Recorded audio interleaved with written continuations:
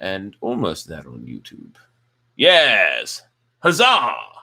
I'm live on Facebook and live on YouTube. And tonight, well, it's a monumental night.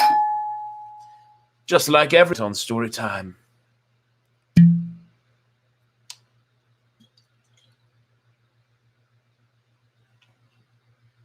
Good stuff. Looks like I've got a viewer on YouTube. Huzzah!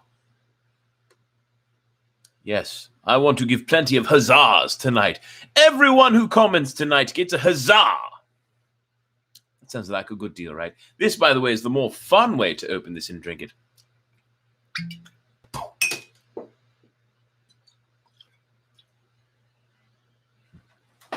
I'm going to find that cork, though. I don't want to lose it. It's important. Make sure it's not all dusty or fuzzy from being on the ground. There we go. All is well. So who's ready for some stories, yes? Amber! Huzzah! You're here! So yes, you get the first huzzah. And I will give plenty more huzzahs to anyone else who joins. Sorry, everyone, that story time is so late tonight. It usually starts at 10, but tonight, 11:30. So it would appear it is another episode for the Midnight Society. Hello, Miss Kuntz. Huzzah! I'm glad you're here, in case you didn't hear it earlier. Everyone who jumps on tonight and comments gets a huzzah. So make sure you comment if you would like not just a shout-out, but a huzzah. Yes, I guess I'm apparently full of energy tonight, even though I did a big run earlier and stuff like that and have not napped and good stuff. All right. Anyway, tonight we're going to finish Holes. Show. Heather, you have joined us. Huzzah! All right. Oh, and Amber, your boyfriend is watching, so to him as well. Huzzah! And let's see, any more comments on Facebook yet? Not yet. But anyone else who does, jump in and comment. Rest assured, you will get a huzzah tonight. And like I said, we're finishing Holes. So before we get on with it, first things first, join the Facebook group Storytime, 2 words, exclamation point at the end.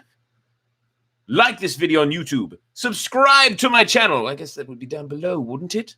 So do that now, please. And also, if you'd like to follow me there, you can find me on Twitch as Brett Doesn't Game. I swear, one of these days, I will start streaming on there again as well. Regardless, until then, let us get started. Tonight, we finish Holes by Louis Sachar. And so it's Holes, part 10. Who's ready to finish? I'm a little sad that we're finishing Holes because, you know, I do love the book. It's a wonderful story. It's a lot of fun. But you know what? All good things must come to an end. Well, I guess not all good things, but many good things must come to an end. But that doesn't mean they won't be replaced by another good thing. Remember when Friends ended, everyone was sad. And then they came out with How I Met Your Mother. And everyone thought, oh, look, it's Friends with different people. And then it turned out to be such a wonderful show. Many people like it even more. But anyway, I digress. We will be replacing Holes with another story once we finish it after tonight. And I'm sure everyone will enjoy it. So, moving forward, let us get started on the final installment of Holes in Storytime. Let's, I'll go back a paragraph or two just as a reminder. Mr. Sir lit a cigarette. I thought you quit, said one of the other councillors. Yeah, sometimes sunflower seeds just won't cut it. He took a long drag on his cigarette. I'm going to have nightmares the rest of my life. Maybe we should just shoot them, suggested Mr. Pendanski. Who? Asked the councillor. The lizards are the kids. Mr. Pendanski laughed grimly. The kids are going to die anyway, he laughed again. At least we've got plenty of graves to choose from. We've got time, said the warden. I've waited this long, I can wait another few. Her voice trailed off. Stanley felt the lizard crawl in and out of his pocket. We're going to keep our story simple, said the warden. That woman's going to ask a lot of questions. The AG will most likely initiate an investigation, so this is what happened. Stanley tried to run away in the night, fell in a hole, and the lizards got him. That's it. We're not even going to give them Zero's body. As far as anybody knows, Zero doesn't exist. Like Mom said, we got plenty of graves to choose from." "Why would he play if he knew he was getting released today?" asked Mr. Pendanski. "Who knows? He's crazy. That was why we couldn't release him yesterday. He was delirious, and we had to keep watch over him so he wouldn't hurt himself or anybody else." "She's not going to like it," said Mr. Pendanski. "She's not going to like anything we tell her," said the warden. She stared at Zero and at the suitcase. "Why aren't you dead yet?" she asked. Stanley only half listened to the talk of the councillors. He didn't know who that woman was or what AG meant. He didn't even realize they were initials. It sounded like one word, AG. His mind was focused on the tiny claws that moved up and down his skin and through his hair. He tried to think about other things. He didn't want to die with the images of the warden, Mr. Sir, and the lizards etched into his brain. Instead, he tried to see his mother's face. His brain took him back to a time when he was very little, all bundled up in a snowsuit. He and his mother were walking hand in hand, mitten in mitten, when they both slipped on some ice and fell and rolled down a snow-covered hillside. They ended up at the bottom of the hill. He remembered he almost cried, but instead he laughed. His mother laughed too. He could feel the same light-headed feeling he felt then, dizzy from rolling down the hill. He felt the sharp coldness of the snow against his ear, and see flecks of snow on his mother's bright and cheery face. This was where he wanted to be when he died. "Hey, caveman, guess what?" said Mr. Sir. "You're innocent after all. I thought you'd like to know that. Your lawyer came to get you yesterday. Too bad you weren't here." The words meant nothing to Stanley, who was still in the snow. He and his mother climbed back up the hill and rolled down again, this time on purpose. Later, they had hot chocolate and lots of melted marshmallows. "It's getting close to 4:30, said Mr. Pendanski. "They'll be waking up." The warden told the campers to return to the tents. She told them to give the campers breakfast and to make sure they didn't talk to anyone.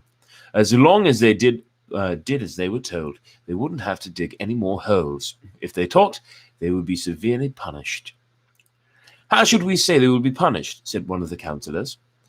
"Let them use their imagination," said the warden. Stanley watched the councillors return to the tent, leaving only the warden and Mr. Sir behind. He knew the warden didn't care whether the campers dug any more holes or not. She'd found what she was looking for. He glanced at Zero. A lizard was perched on his shoulder. Zero remained perfectly still except for his right hand, which slowly formed into a fist. Then he raised his thumb, giving Stanley the thumbs-up sign. Stanley thought back to what Mr. Sir had said to him earlier and the bits of conversation he'd overheard. He tried to make sense out of it. Mr. Sir had said something about a lawyer, but Stanley knew his parents couldn't afford a lawyer. His legs were sore from remaining rigid for so long. Standing still was more strenuous than walking. He slowly allowed himself to lean against the side of the hole. The lizards didn't seem to mind. The sun was up, and Stanley's heart was still beating. There were 8 lizards in the hole with him. Each one had exactly 11 yellow spots. The warden had dark circles under her eyes from lack of sleep. There's a typo on here that says from jack of sleep, but it's from lack of sleep. Anyway, from lack of sleep, and lines across her forehead and face which seemed exaggerated in the stark morning light. Her skin looked blotchy. "Satan," said Zero. Stanley looked at him, unsure if Zero had even spoken or if he'd just imagined it. "Why don't you go see if you can take the suitcase from Zero?" the warden suggested. "Yeah, right," said Mr. Sir. "The lizards obviously aren't hungry," said the warden. "Then you go get the suitcase," said Mr. Sir. They waited. "Satan Lee," said Zero. Some time later, Stanley saw a tarantula crawl across the dirt, not far from his hole. He had never seen a tarantula before, but there was no doubt what it was. He was momentarily fascinated by it, as its big, hairy body moved slowly and steadily along. "Look, a tarantula," said Mr. Sir, also fascinated. "I've never seen one," said the warden, except in... Stanley suddenly felt a sharp sting on the side of his neck. It hadn't bitten him, however. It was merely pushing off. It leapt off Stanley's neck and pounced on the tarantula. The last Stanley saw of it was one hairy leg sticking out of the lizard's mouth. "Not hungry, eh?" said Mr. Sir. Stanley tried to return to the snow, but it was harder to get there when the sun was up. Real quick, let's see if I owe anyone a huzzah. Let's see, I saw Heather there. Already got yours. You've gotten yours, Amber, as well. You know, oh, you're right. Harry Potter never seems to end, does it? All right, no more on Facebook. A few more people have joined on Facebook. Kathleen, I'm glad you're here. Huzzah! Thank you for joining. Mum, I see you have joined as well. Huzzah! You all are wondering and confused. Everyone tonight who joins and comments gets a huzzah. So don't forget that. So yes, there's that. And that counts for people who like the video as well. But, we'll see how that goes, if I'm able to see who likes it as well. Either way, let us push onward with holes. As the sun, the lizards moved lower in the hole, keeping mainly in the shade. They were no longer on his head and shoulders, but had moved down to his stomach, legs, and feet. He couldn't see any lizards on Zero, but believed there were two between Zero's knees, shaded from the sun by the suitcase. How are you doing? Stanley asked quietly. He didn't whisper, but his voice was dry and raspy. My legs are numb, said Zero. I'm going to try to climb out of the hole, Stanley said. As he tried to pull himself up using just his arms, he felt a claw dig into his ankle. He gently eased himself back down. Is your last name your first name spelled backwards? Zero asked. Stanley stared at him in amazement. He had been working on that all night. He heard the sound of approaching cars. Mr. Sir and the warden heard it as well. You think it's them? Asked the warden. It ain't Girl Scouts selling cookies, said Mr. Sir. He heard the cars come to a stop and the doors open and shut. A little while later, he saw Mr. Pendanski and two strangers coming across the lake. One was a tall man in a business suit and a cowboy hat. The other was a short woman holding a briefcase. The woman had to take 3 steps for every 2 taken by the man. Stanley Yelnats, she called. Stanley Yelnats, she called, moving out ahead of the others. I suggest you don't come any closer, said Mr. Sir. You can't stop me, she snapped, then took a second glance at him wearing pajama pants and nothing else. We'll get you out of there, Stanley, she said. Don't you worry. She appeared to be Hispanic, with straight black hair and dark eyes. She spoke with a little bit of a Mexican accent, trilling her R's. What in tarnation? The tall man exclaimed as he came up behind her. She turned on him. I'm telling you right now, if any harm comes to him, we will be filing charges not only against Ms. Walker and Camp Green Lake, but the entire state of Texas as well. Child abuse, false imprisonment, torture. The man was more than a head taller than she, and he was able to look directly over her as she spoke to the warden. How long have they been in there? Or, by the way, we're dressed. They snuck into my cabin while I was asleep and stole my suitcase. I chased after them, and they ran out here and fell into the lizard's nest. I don't know what they were thinking. That's not true, Stanley said. Stanley, as your attorney, I advise you not to say anything, said the woman, until you and I have a chance to talk in private. Stanley wondered why the warden lied about the suitcase. He wondered who it legally belonged to. That was one thing he wanted to ask his lawyer, if she really was his lawyer. It's a miracle they're still alive, said the tall man. Yes, it is, the warden agreed, with just a trace of disappointment in her voice. And they better come out of this alive, Stanley's lawyer warned. This wouldn't have happened if you'd released him to me yesterday. It wouldn't have happened if he wasn't a thief, said the warden. I told him he would be set free today, and I guess he decided he'd try to take some of my valuables with him. He's been delirious for the last week. Why didn't you release him when she came to you yesterday, the tall man asked. She didn't have proper authorization, said the warden. I had a court order. It was not authenticated, the warden said. Authenticated? It was signed by the judge who sentenced him. I needed authentication from the Attorney General, said the warden. How do I know it's legitimate? The boys in my custody have proven themselves dangerous to society. Am I supposed to just turn them loose anytime someone hands me a piece of paper? Yes, said the woman, if it's a court order. Stanley has been hospitalized for the last few days, the warden explained. He's been suffering from hallucinations and delirium, ranting and raving. He was in no condition to leave. The fact that he was trying to steal from me on the day before his release proves out of his hole, using mostly his arms so as not to disturb the lizards too much. As he pulled himself upwards, the lizards moved downward, keeping out of the sun's direct rays. He swung his legs up and over, and the last of the lizards hopped off. Thank God! Exclaimed the warden. She started toward him, then stopped. A lizard crawled out of his pocket and down his leg. Stanley was overcome by a rush of dizziness and almost fell over. He steadied himself, then reached down, took hold of Zero's arm and helped him slowly to his feet. Zero still held the suitcase. The lizards, which had been hiding under it, scurried away into the hole. Stanley and Zero staggered away. The warden rushed them. She hugged Zero. Thank God you're alive, she said, as she tried to take the suitcase from him. He jerked it free. It belongs to Stanley, he said.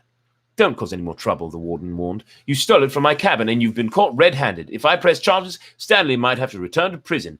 Now, I'm willing, in view of all circumstances, to... It's got his name on it, said Zero. Stanley's lawyer pushed past the tall man to have a look. See, Zero showed her. Stanley Yelnats. Stanley looked too. There, in big black letters, was Stanley Yelnats. The tall man looked over the heads of the others at the name on the suitcase. You say he stole it from your cabin? The warden stared in disbelief. That's impossible. It's impossible. She couldn't even say it. They slowly walked back to camp. The tall man was the Texas Attorney General, the chief law enforcement officer for the state.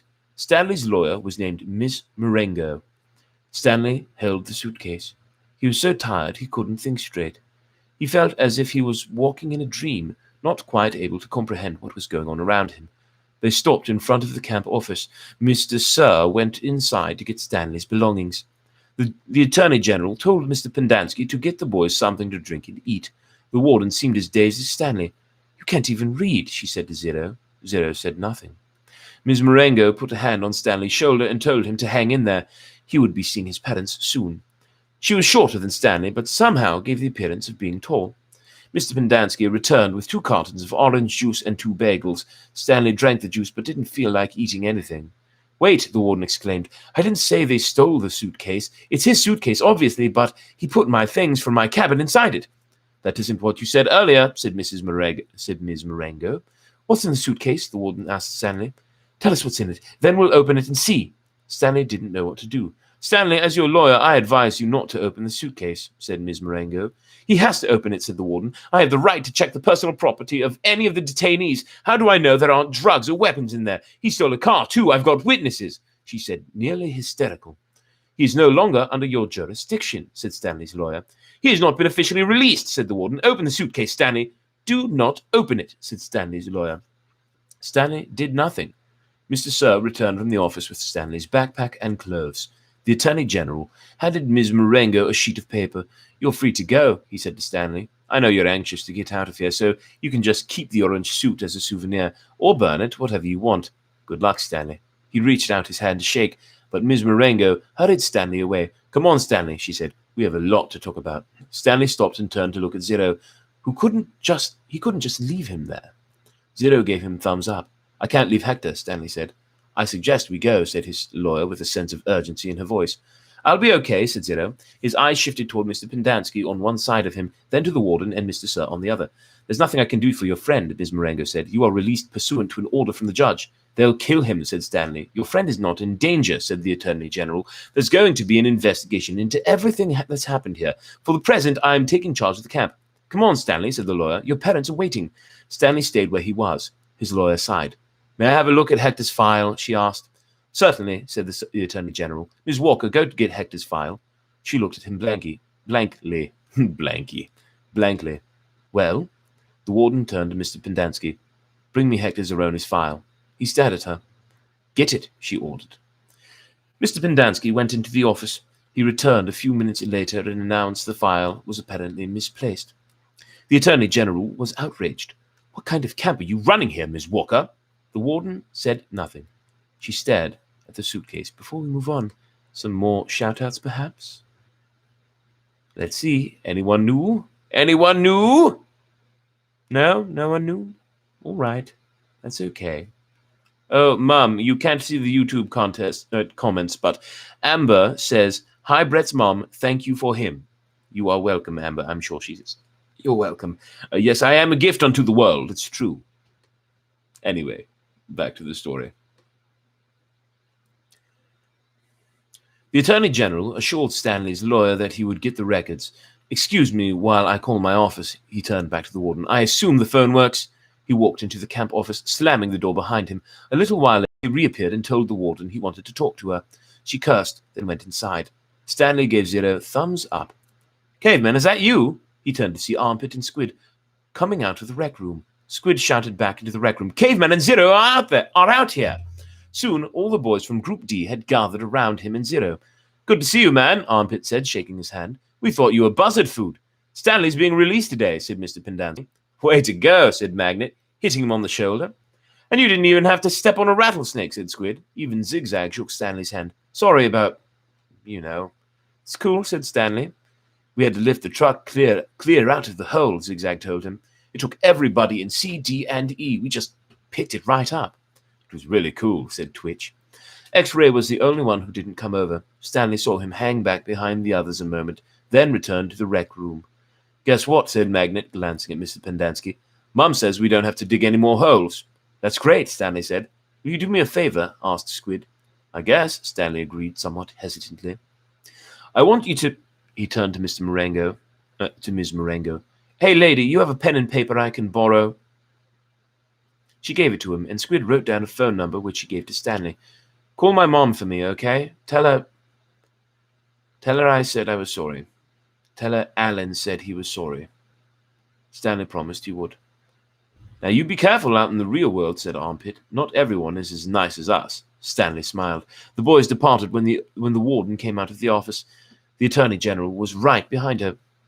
My office is having some difficulty locating Hector Zeroni's records, the Attorney General said. So you have no claim of authority over him? Asked Ms. Marengo. I didn't say that. He's in the computer. We just can't access his records. It's like they've fallen through a hole in cyberspace. A hole in cyberspace, Ms. Marengo repeated. How interesting. When is his release date? I don't know. How long has he been here? Like I said, we can't... So what are you planning to do with him? Keep him confined indefinitely without justification while you go crawling through black holes in cyberspace? The Attorney General stared at her. He was obviously incarcerated for a reason. Oh, and what reason was that? The Attorney General said nothing.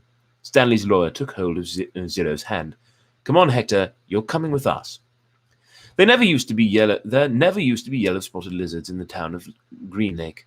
They didn't come to the area until after the lake dried up, but the townsfolk had heard about the red-eyed monsters living in the desert hills.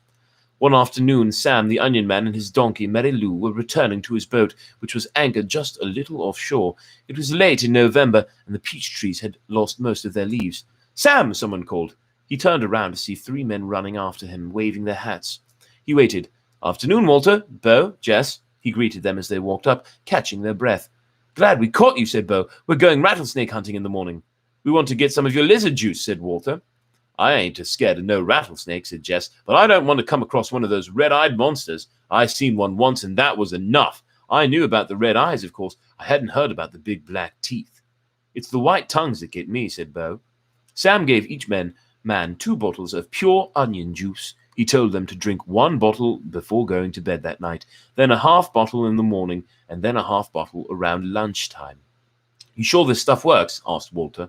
I tell you what, said Sam, if it doesn't, you can come back next week and I'll give you your money back. Walter looked around unsure as Bo and Jess laughed. Then Sam laughed too. Even Mary Lou let out a rare hee-haw. Just remember, Sam told the men before they left, it's important you drink a bottle tonight. You got to get it into your bloodstream. The lizards don't like onion blood. Stanley and Zero sat in the back seat of Ms. Marengo's BMW. The suitcase lay between them. It was locked, and they decided they'd let Stanley's father try to open it in his workshop. You don't know what's in it, do you? She asked. No, said Stanley. I didn't think so. The air conditioning was on, but they drove with the windows open as well, because, no offense, but you boys really smell bad. Ms. Marengo explained that she was a patent attorney. I'm helping your father with the new product he's invented. He happened to mention your situation, so I did a little investigating. Clyde Livingston's sneakers were stolen sometime before 3:15. I found a young man, Derek Dunn, who said that at 3:20 you were in the bathroom fishing your notebook out of the water. 2 girls remembered seeing you come out of the boys' restroom carrying a wet notebook. Stanley felt his ears redden. Even after everything he'd been through, the memory still caused him to feel shame. So, you couldn't have stolen them, said Ms. Marengo. He didn't. I did, said Zero. You did what? Asked Miss Marengo. I stole the sneakers. The lawyer actually turned around while driving and looked at him. I didn't hear that, she said, and I advise you to make sure I don't hear it again. What did my father invent? Stanley asked. Did he find a way to recycle sneakers? No, he's still working on that, explained Ms. Marengo, but he invented a product that eliminates foot odor. Here, I've got a sample in my briefcase. I wish I had more. You 2 could bathe in it. She opened her briefcase with one hand and passed a small bottle back to Stanley. It had a fresh and somewhat spicy smell. He handed it to Zero. What's it called? Stanley asked. We haven't come up with a name yet, said Ms. Marengo. It smells familiar, said Zero. Peaches, right? asked Miss Marengo. That's what everyone says. A short while later, both boys fell asleep. Behind them, the sky had turned dark, and for the first time in over 100 years, a drop of rain fell into the empty lake. Filling in the holes. Part 3. Stanley's mother insists that there never was a curse. She even doubts whether Stanley's great-great-grandfather really stole a pig. The reader might find it interesting, however, that Stanley's father invented his cure for foot odor the day after the great-great-grandson of Elia Yelnats carried the great-great-great-grandson of Madame Zeroni up the mountain. The Attorney General closed Camp Green Lake. Miss Walker, who was in desperate need of money, had to sell the land which had been in her family for generations. It was bought by a national organization dedicated to the well-being of young girls. In a few years, Camp Green Lake will become a Girl Scout camp. This is pretty much the end of the story. The reader probably still has some questions, but unfortunately from here on in, the answers tend to be long and tedious. While Ms. Bell, Stanley's former math teacher, might want to know the percent change in Stanley's weight, the readers probably care more about the change in Stanley's character and self-confidence, but those changes are subtle and hard to measure. There is no simple answer. Even the contents of the suitcase turned out to be somewhat tedious. Stanley's father pried it open in his workshop, and at first everyone gasped at the sparkling jewels. Stanley thought he and Hector had become millionaires, but the jewels were of poor quality, more than $20,000. Underneath the jewels was a stack of papers that had once belonged to the first Stanley Yelnats. These consisted of stock certificates, deeds of trust, and promissory notes. They were hard to read and even more difficult to understand. Ms. Marengo's law firm spent more than 2 months going through all the papers. They turned out to be a lot more valuable than the jewels. After legal fees and taxes, Stanley and Zero each received less than $1 million, but not a lot less.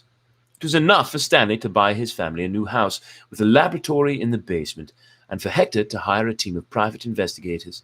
But it would be boring to go through all the tedious details of all the changes in their lives. Instead, the reader will be presented with one last scene, which took place almost a year and a half after Stanley and Hector left Camp Green Lake.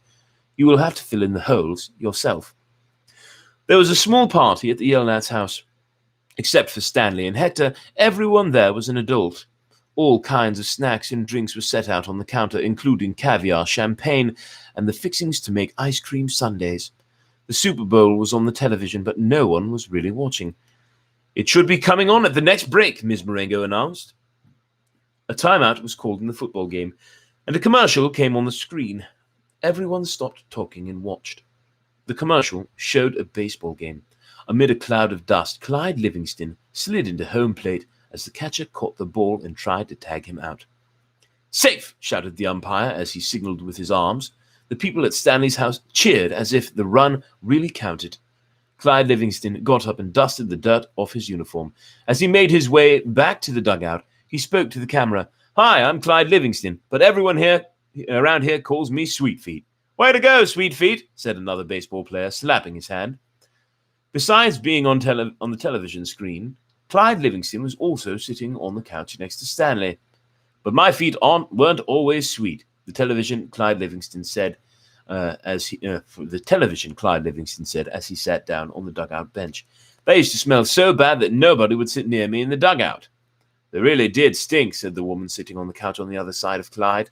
She held her nose with one hand and fanned the air with the other. Clyde shushed her. "Then a teammate told me about sploosh," said the television Clyde. He pulled a can of sploosh out from under the dugout bench and held it up for everyone to see. "I just spray a little on each foot every morning, and now I really do have sweet feet. Plus, I like the tingle. Just going to make a mention here. I hate that new name, sploosh. I get it, I understand, but still. Would you buy a can of foot spray called sploosh? Pardon me here, but it sounds more like something that's going to be of a sexual variety in terms of topical.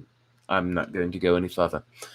"Sploosh," said a voice, a treat for your feet. Made from all natural ingredients, it neutralizes odor, causing fungi and bacteria. Plus, you'll like the tingle." I'm sure you will like the tingle. Everyone at the party clapped their hands. "He wasn't lying," said the woman who sat next to Clyde. "I couldn't even be in the same room with his socks." The other people at the party laughed. The woman continued, "I'm not joking. It was so bad." "You've made your point," said Clyde, covering her mouth with his hand. He looked back at Stanley. Will you do me a favor, Stanley? Stanley raised and lowered his left shoulder. I'm going to get more caviar, said Clyde. Keep your hand over my wife's mouth. He patted Stanley on the shoulder as he rose from the couch. Stanley looked uncertain at his hand, then at Clyde Livingston's wife. She winked at him. He felt himself blush and turned away toward Hector, who was sitting on the floor in front of an overstuffed chair. A woman sitting in the chair behind Hector was absent-mindedly fluffing his hair with with her fingers, not two fingers, just her fingers. She wasn't very old, but her skin had a weathered look to it, almost like leather. Her eyes seemed weary, as if she'd seen too many things in her life that she didn't want to see. And then, when she smiled, her mouth seemed too big for her face. Very softly, she half sang, half hummed a song that her grandmother used to sing to her when she was a little girl. If only, the moon speaks no reply, reflecting the sun and all that's gone by. Be strong, my weary wolf, turn around boldly, fly high, my baby bird, my angel, my only. And that, everyone, is the end of the story. That is the end of Holes. We have done it. We have finished. This will be just one more chapter to this. I hate getting reader blue balls. Wait, don't stop. I'm not done yet. It's kind of a bit of sound. Sorry, I'm reading a comment.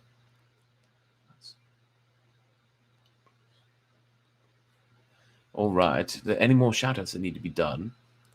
Okay. So that, everyone, is the end of Holes. We've done it. We've finished the book. Sad, isn't it? But, that's okay. We can move on to another story next time. I'll take a look at all of the suggestions from all the other readers, and I will, from there, decide on one. Either decide on one there, or maybe I'll just pick one out myself. We'll see. We'll figure it out. Either way, thank you for the suggestions. Thank you for watching, by the way. Sorry it's so late. It's now past midnight, but that's okay. It happens. Tomorrow night, I'm going to try to be on regular time again. And thank you, Heather. You are most certainly welcome. But I'll try to be regular time tomorrow night, 10 p.m. I'll give you notification if it's going to be late again. Anyway, have a good night. I bid you adieu. Thank you, everyone, for being a part of this. Don't forget, join the Facebook group Storytime. Like this video on YouTube.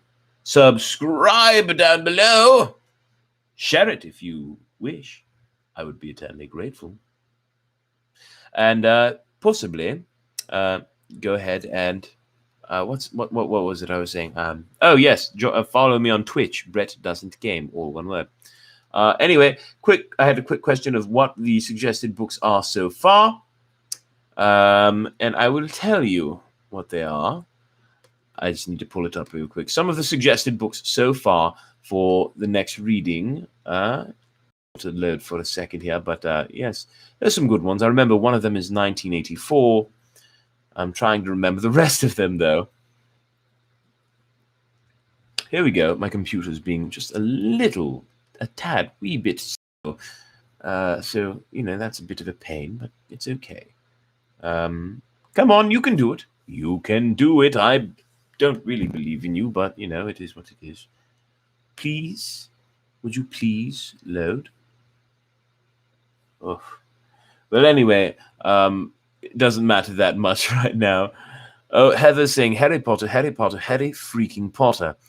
HP is a good option. You're right, Amber. It is a good option. I will have to see if I find an online version of the second one because I don't actually have the second book. My twin has the second book. So I may have to, see if I can find a copy online to read. Oh, are you kidding? Okay. And anyway, thank you everyone for watching. Thank you for being here. Much love and appreciation. I will see you all next time, that being tomorrow night at 10 o'clock with more of Bram Stoker's Dracula. Until then, I'm glad to have shared Holes with you. That sounded really dirty, didn't it? Sorry. Anyway, good night. Much love. I bid you adieu. And yes, Amber, I do have a twin. He got all the engineering smarts. I got all the handsome. Fair trade, whatever.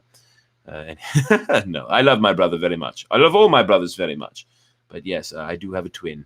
Lives a few hours away. Sad face.